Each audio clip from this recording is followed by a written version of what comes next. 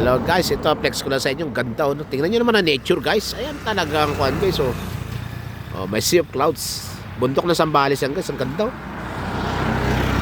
Nakasama ako dati dyan. Dito kami ng mountaineer kami yan. Hanggang doon lang. Yan may tubig doon. Doon na kami tumigil. Doon kami na nanghalian. Kapagod din.